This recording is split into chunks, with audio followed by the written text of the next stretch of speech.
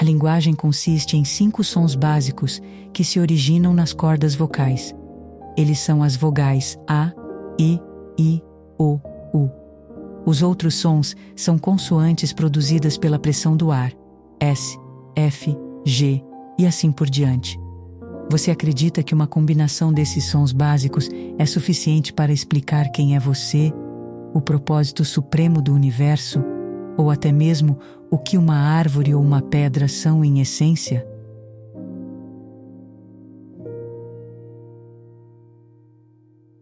Sob a aparência superficial, todas as coisas estão ligadas não apenas a tudo o que existe, como também à origem de toda a vida da qual procedemos. Até mesmo uma pedra, e mais facilmente uma flor ou um pássaro, pode nos mostrar o caminho de volta a Deus, a origem, a nós mesmos. Quando olhamos para algo assim, ou o seguramos e depois o deixamos ir, sem lhe impor uma palavra nem um rótulo mental, uma sensação de assombro, de maravilha, surge dentro de nós.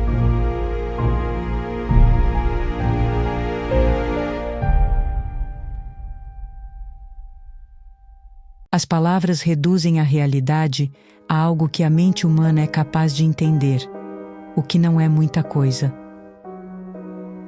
Sempre que não encobrimos o mundo com palavras e rótulos, retorna à nossa vida a sensação do milagre, que foi perdida muito tempo atrás, quando a humanidade, em vez de usar o pensamento, deixou-se possuir por ele.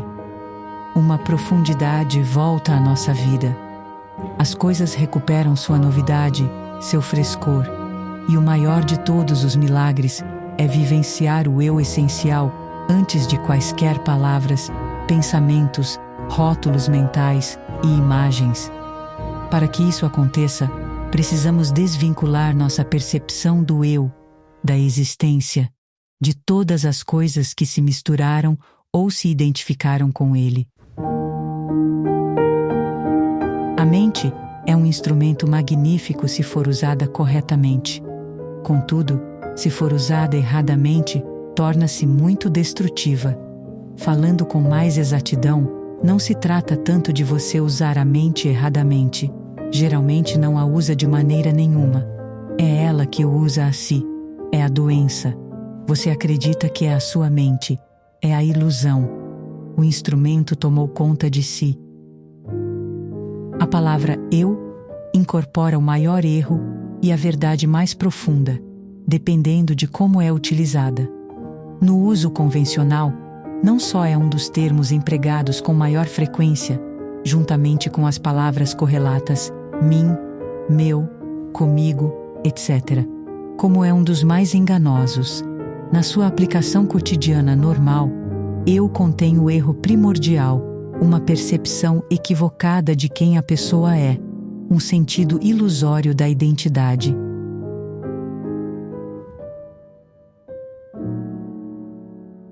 Isso é o ego. E o que Albert Einstein, que possuía um admirável entendimento não só da realidade do espaço e do tempo como da natureza humana, chamou de ilusão de óptica da consciência. Essa identidade ilusória se torna então a base de todas as interpretações, ou melhor, das más interpretações, posteriores da realidade, de todos os processos de pensamento, das interações e dos relacionamentos. A realidade do indivíduo passa a ser um reflexo da ilusão original, aquilo a que costumamos nos referir quando dizemos eu, não é quem nós somos. Por um ato monstruoso de reducionismo, a profundidade infinita de quem somos confundiu-se com um som produzido pelas cordas vocais ou pelo pensamento do eu na nossa mente e com qualquer outra coisa com que o eu esteja identificado. Portanto, a que se referem o eu comum e os termos relacionados mim, meu ou comigo. Quando uma criança aprende que uma sequência de sons, produzida pelas cordas vocais dos pais, é o seu nome, ela começa a fazer com que uma palavra, que na sua mente se torna um pensamento, corresponda a quem ela é. Nessa fase, algumas crianças se referem a si mesmas na terceira pessoa. Enzo está com fome.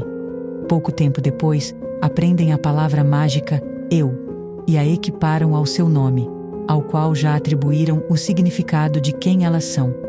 Então, outros pensamentos aparecem e se fundem com a percepção original do eu. O passo seguinte são pensamentos de mim e meu, para designar as coisas que de alguma forma são parte do eu. Isso é a identificação com objetos, o que significa conferir as coisas, em última análise, pensamentos que representam coisas, uma percepção do eu, extraindo assim uma identidade delas. Quando algo que a criança chama de meu brinquedo se quebra, ou é tirado dela, surge um intenso sofrimento.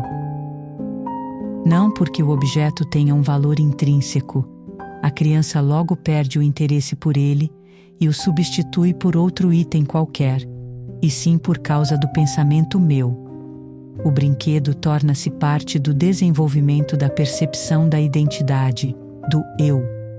Desse modo, à medida que a criança cresce, o pensamento original do eu atrai outros pensamentos para si mesmo e passa a se identificar com diversos elementos, como nacionalidade, gênero, raça, religião, profissão, bens materiais, o corpo percebido pelos sentidos, etc. Outras coisas com as quais o eu se identifica são papéis, mãe, pai, marido, esposa e assim por diante, opiniões e conhecimento acumulados, o gostar e o não gostar, além de fatos que aconteceram no passado e cuja lembrança são pensamentos que posteriormente definem a percepção da identidade como eu e minha história.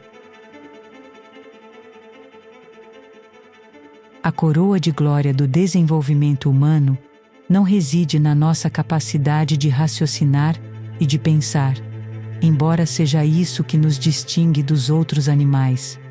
O intelecto, tal como o instinto, é apenas uma parte do nosso percurso. O nosso destino último é restabelecer a ligação com o nosso ser essencial e expressar-nos a partir da nossa realidade extraordinária e divina no mundo físico vulgar em cada momento. É fácil de dizer, no entanto, raros são os que atingiram os limites máximos do desenvolvimento humano.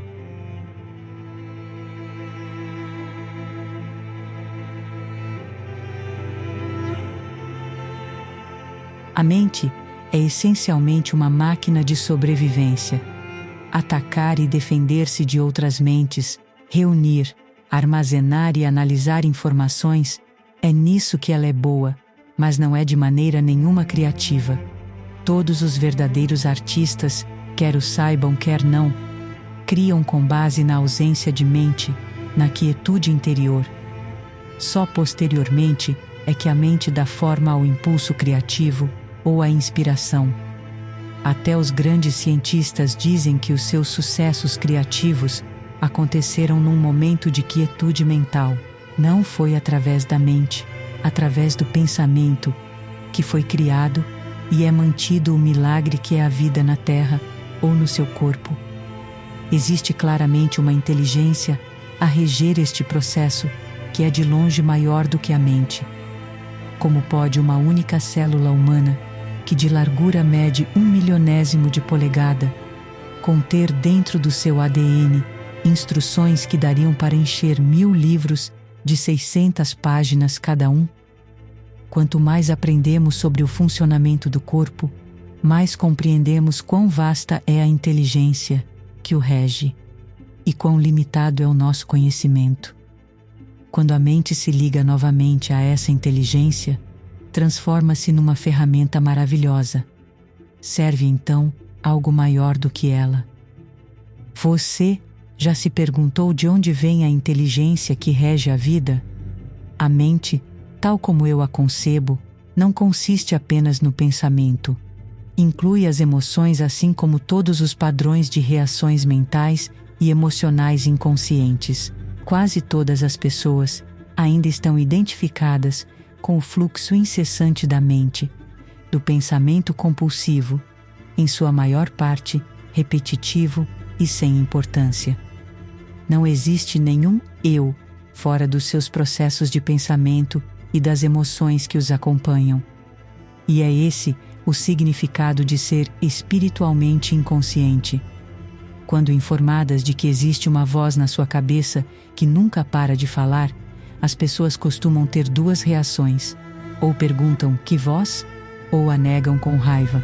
E isso, sem dúvida, a própria voz, aquele que pensa, a mente não observada. Podemos considerá-la quase uma entidade que se apossou das pessoas.